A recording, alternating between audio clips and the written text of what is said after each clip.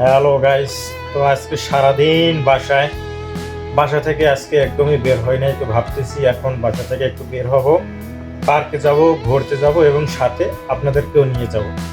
তো let's go, চলেন একটু বাইরের দিকে যাওয়া যায়।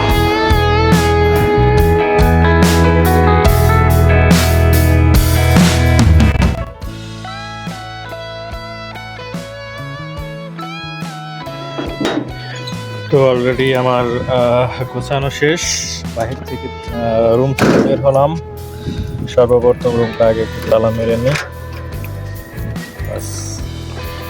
তো আমরা যাব হচ্ছে ওই যে আমার পিছনে যে পার্ক দেখতে পাচ্ছেন, ওই পার্কে যাব আমরা, এবং সেই সাথে আজকে দেখাবো যে পার্কটা আসলে কীরকম। ওই যে দেখতে পাচ্ছেন আমরা চলে আসছি, আর এখানে মূলত হচ্ছে রোডের একটা কাজ চলতেছে, যার কারণে রোডটা এখান থেকে অনেকটা ছোট হয়ে গেছে।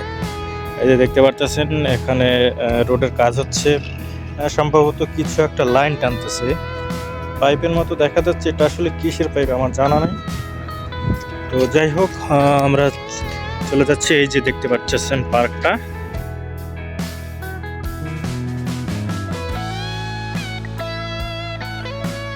পার্কে চলে আসছি এবং এখানে অনেক বাংলাদেশে তো এখন বর্তমানে খুব বৃষ্টি হচ্ছে, কারণ এখন আষাঢ় মাস চলতেছে অলরেডি। আষাঢ় মাস অলরেডি শেষ, হয়তো আজকে 1 তারিখ বা 2 তারিখ সম্ভবত। যাই হোক, দেখি নেক্সট পার্টে কি আছে। তো এই যে দেখেন আমি পার্কের ভিতরে চলে আসলাম। এখানে বাচ্চাদের খেলাধুলার জন্য কিছু দোলনা, তারপর হচ্ছে এই যে বাচ্চারা যে উপর থেকে নিচের দিকে নামে, ওটা কী বলে আমি জানি না, নামটা মনে নাই। আপনাদের যদি নাম জানা থাকে কমেন্ট করে বলেন। তো এই যে দেখতে পাচ্ছেন এখানে অনেক বাচ্চাগুলো করতেছে, দোলনায় দোল খাচ্ছে। তারপর আরও বিভিন্ন আইটেমের খেলনা রয়েছে এখানে। তো আমি আসলে জানি না যে এগুলো আসলে নাম কি। তো এখানে এই একটা জিনিস আসছে, এই জিনিসটা কি দেখি আমরা। এটা আসলে জিনিসটার আমি নাম জানি না।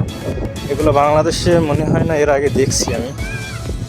জিনিসটা কি আসলে, এটা দিয়ে কি করে জিনিসটা আসলে আমি জানি না। এখানে হাঁটতে গেলে পায়ে বালু উঠে আসতেছে, আমি পা দিলে এখানে পা ডেবে যাচ্ছে বালুতে। তো যাই হোক, এরপরে চলেন দেখি নেক্সট কি আছে। আচ্ছা, এইখানে দেখেন এই যে এই একটা গাছ, এই গাছটা সম্ভবত তাল গাছ হবে হয়তো। এটা পাম গাছ না, কেউ আবার পাম গাছ মনে করেন না।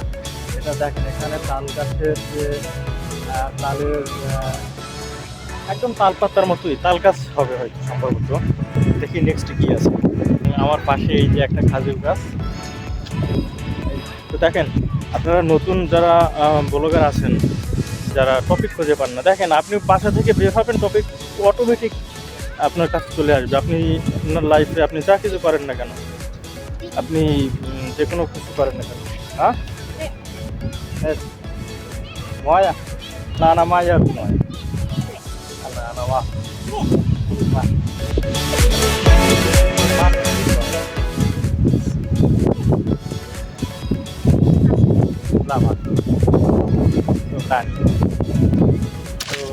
দেখতে পাচ্ছেন এই বাচ্চাটা নিয়ে আসছিল পানি বিক্রি করার জন্য। যেহেতু আমার পানি লাগবে না, সব থেকে বড় কথা হচ্ছে আমার পকেটে এখন টাকাও না। যদি থাকতো তাহলে নিতাম, সত্যি কথা যেটা আপনাদের কাছে বললাম। যেহেতু আপনারা আমার ফ্রেন্ড সার্কেল, আমি কিন্তু আপনাদেরকে বন্ধু মনে করি, আমি কিন্তু আপনাদেরকে আমার কাছের মানুষ মনে করি।